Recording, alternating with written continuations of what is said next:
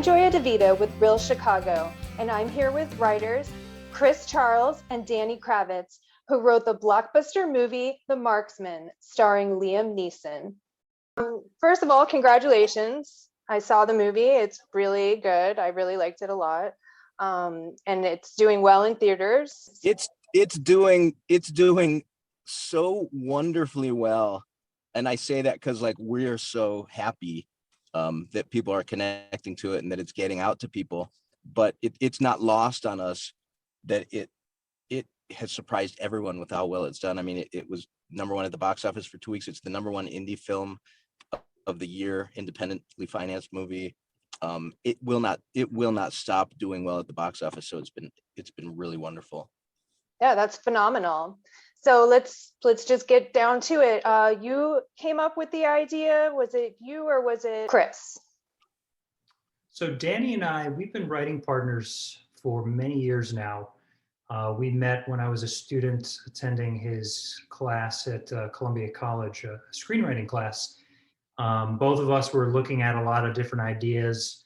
I had been reading about the conflicts taking place on the southern border at the time. This was in 2009, and really liked the idea of following characters down there who are caught up in those very messy conflicts. And Danny and I just started, talking over the characters and the storyline. And, eventually once we discovered the characters of Jim and Miguel and really their arcs, we felt, and we just knew it was special all those years ago, and didn't give up on it until it got made. And we're very glad to have stuck with the project so long and to have seen it come to fruition with this incredible team. What's wonderful about this movie is that it's a somewhat political subject, but it doesn't end up being a political movie. It's a human movie about this relationship that's forged between this young boy and the character played by Liam Neeson. How was that a delicate dance for you to put up such a political subject without making it political at all? Yes. It was very much a delicate dance, and it was, that was our intention to tell a story that was engaging on a human level and that moved people, and that was able to kind of explore a topic that could be very political, but just do it in a way where, if we tell the story through the eyes of human beings, that's really all we have to do. And then anyone from whatever, viewpoint or political persuasion can watch the story and, enjoy it. And it can still explore these topics without preaching to anyone, because in the end, we're all just people. And that's, and Chris and I, so we were thoughtful about telling the story that way, but also the characters in the story kind of insisted on being told that way, because again, they're just people. And if you can make real people kind of come alive in the story, that's all you really need to do. And on the subject of Liam Neeson, how was he brought onto the project? Is that how the project really took hold and gained momentum to actually be made? Because like you mentioned, you had the script since 2009. Yeah, that's a great question. So, Liam was always on our short list of dream options. Of course, when you're writing a script, you imagine the possibilities with, the best talent in the world. So it was a dream come true when we eventually learned that he would sign on to star.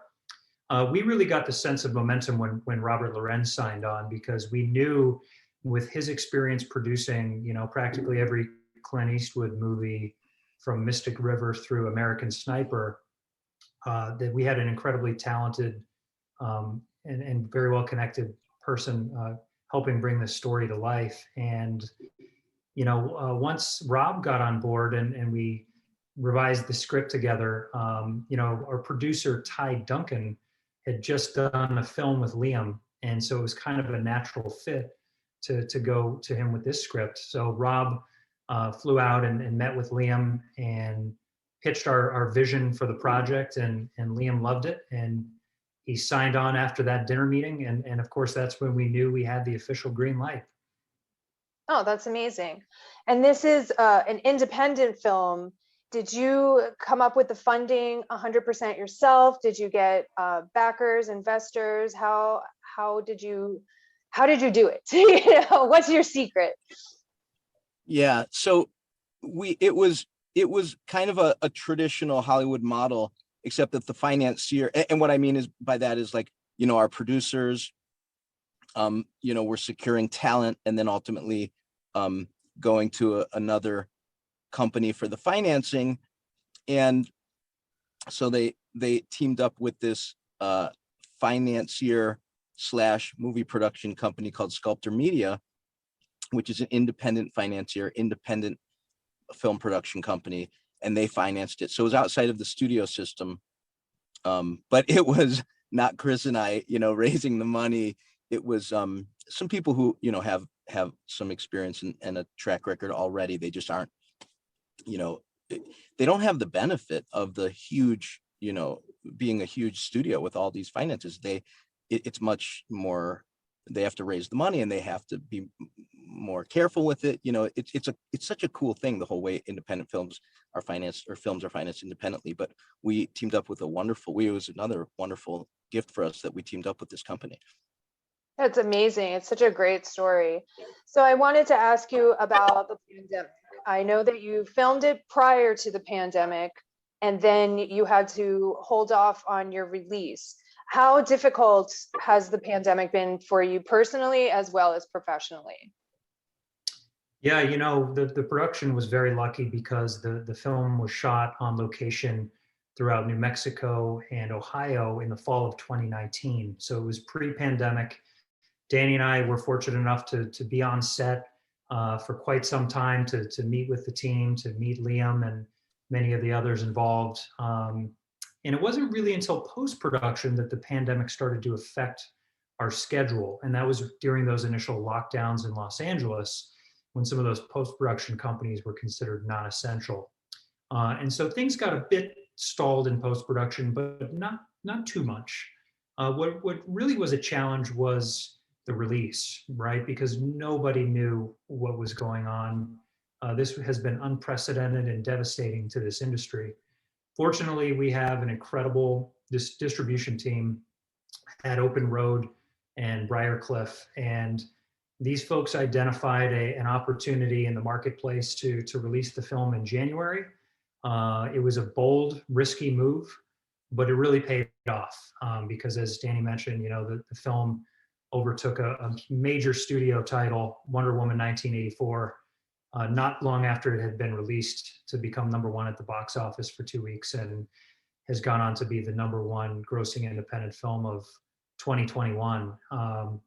And we've been lucky, as things start to kind of dwindle down in one territory, suddenly Chicago reopens, and then when that slows down, then New York reopens, and then Los Angeles reopens. And so with each of these new markets that keep opening, audiences are going to see The Marksman, and they're telling their friends to go see it. So the film has had a long and healthy life in theaters. That being said, we still believe that it's only a fraction of the audience has seen the film because of some hesitance to go to theaters. And that's why we're so excited about this home entertainment release, because we feel that the majority of our audience will finally see the film at home. And that's why we're doing this interview today, is to promote your video on demand release. That is the 26th, is that correct? April 27th, the film will be available on digital platforms like Apple TV, Amazon, and Vudu. And then on May 11th, it will be available on demand, Blu-ray and DVD. Oh, that's excellent. So I also wanted to ask you, you both live in Chicago currently? Is that correct? This is Danny. I live in Chicago, and then I'll just answer for Chris. Chris very recently lived in Chicago. He has just moved up to Madison, Wisconsin. Oh, wow, that's exciting. Without spoiling, I wanted to ask you about the ending. Like I said, without spoiling, was that always your intention with that ending, to leave it somewhat up to the viewer to decide what what happens to that one character, or is that something that happened throughout making the film? If I'm sure you know what I'm talking about, but I don't, like I said, I don't want to spoil Yeah. it. Yeah, I'll try to thread the needle and answer this question.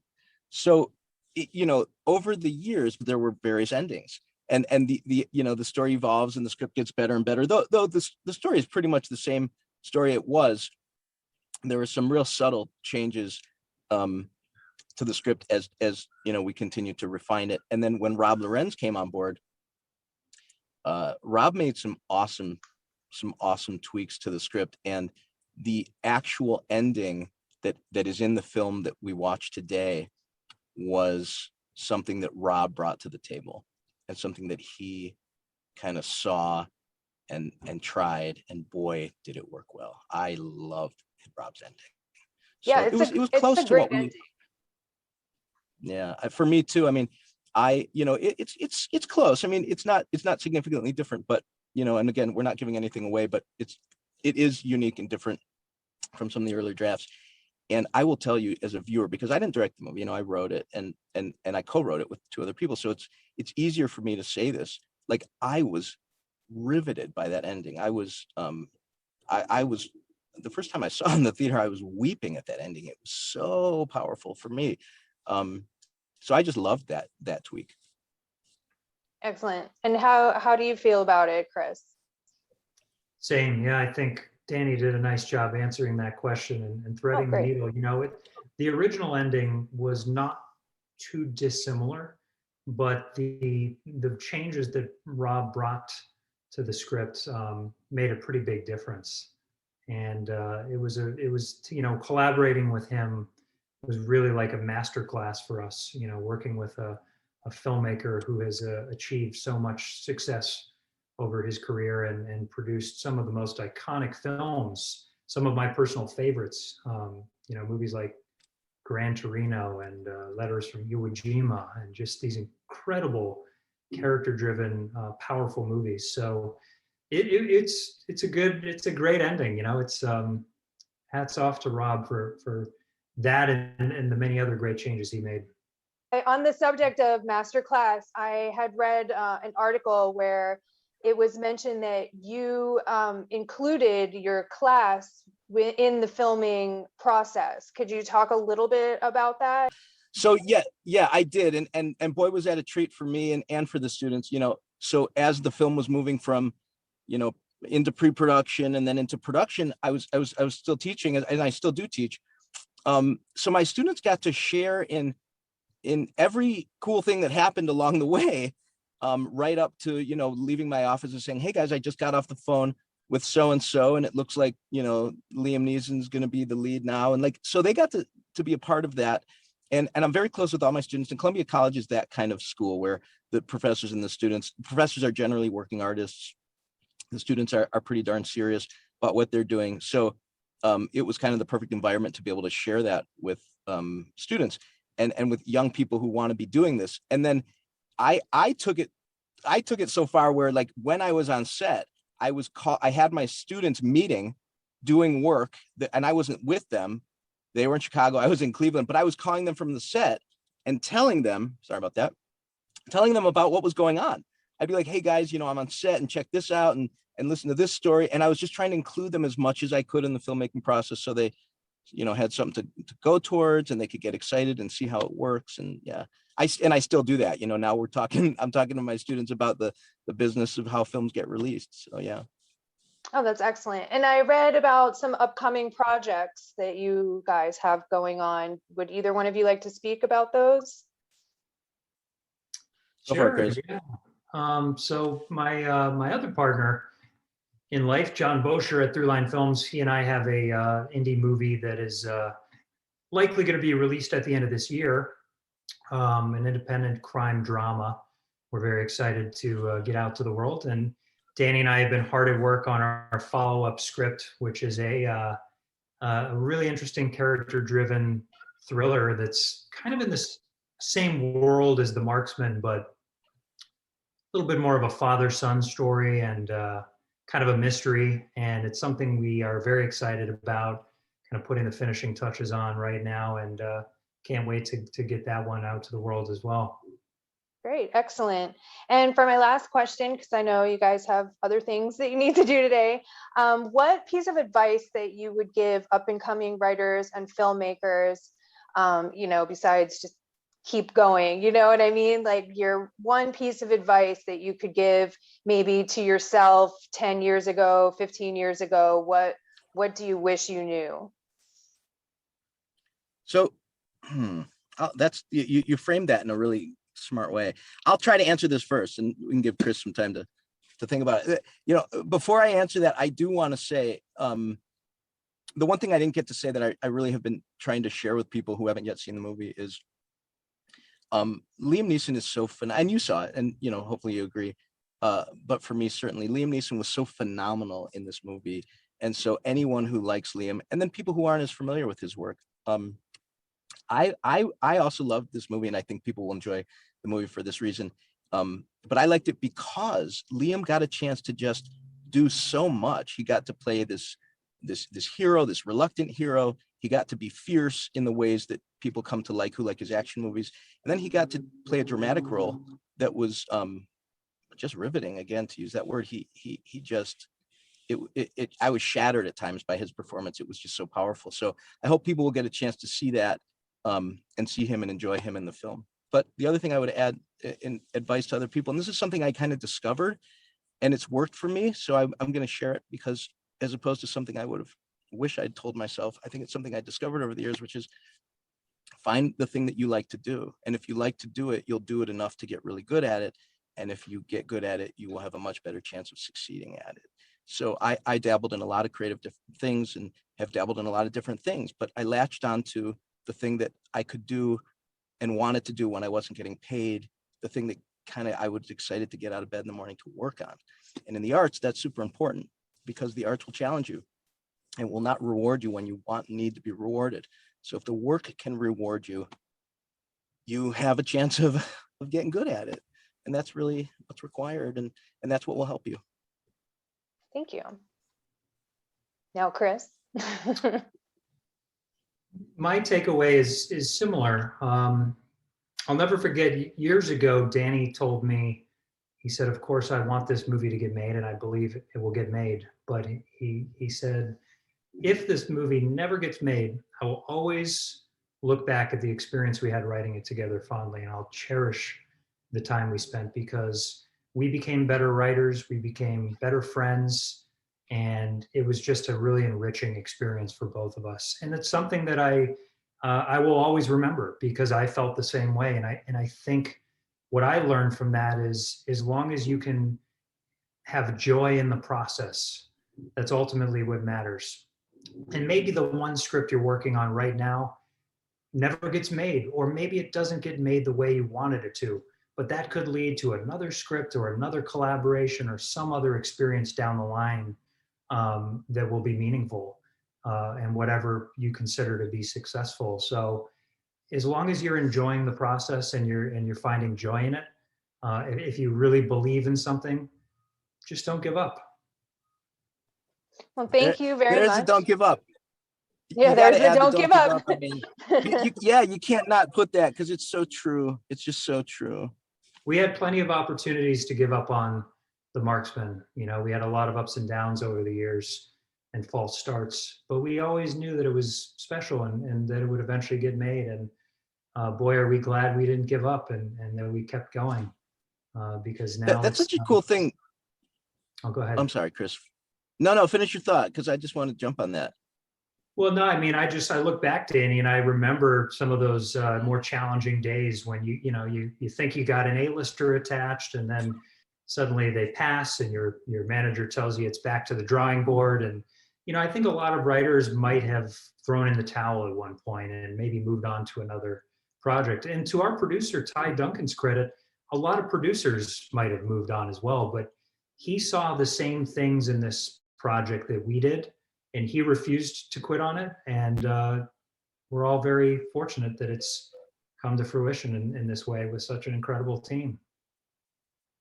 Yeah, and what I wanted to jump on when I interrupted Chris there was something he said about, like he could have given up, but there was something, you know, he believed in it. And so this is another really important piece of advice for people. If something about your work is important to you and is moving to you, you know, and it's something precious to you in the work, it will be precious to someone else. Like, we're all humans. There's only a handful of experiences that resonate for all of us in really powerful ways.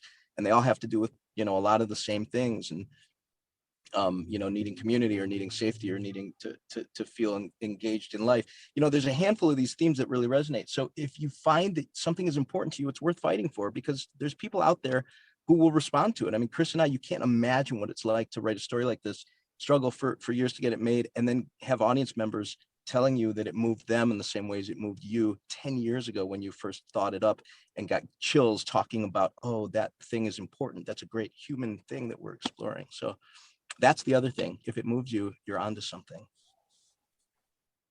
Great. Well, thank you guys so much for doing this interview with me. It's been an absolute privilege to speak with you, and I'm so happy that you're meeting with all the success for an independent film. I mean, it's a great film, not for an independent film. No, it's a great film, and it's just such a great story that it is an independent film, and it's gained so much momentum, and it's doing so well. So I hope you guys are super proud of yourselves. Like, you should definitely pat yourself on the back for that accomplishment. And I really appreciate you speaking with me today. And I wish you both all the success in the world.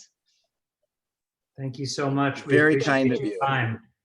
Thank you so much. Yeah, that was very nice of you to say. Thank you for all. Oh, thank you.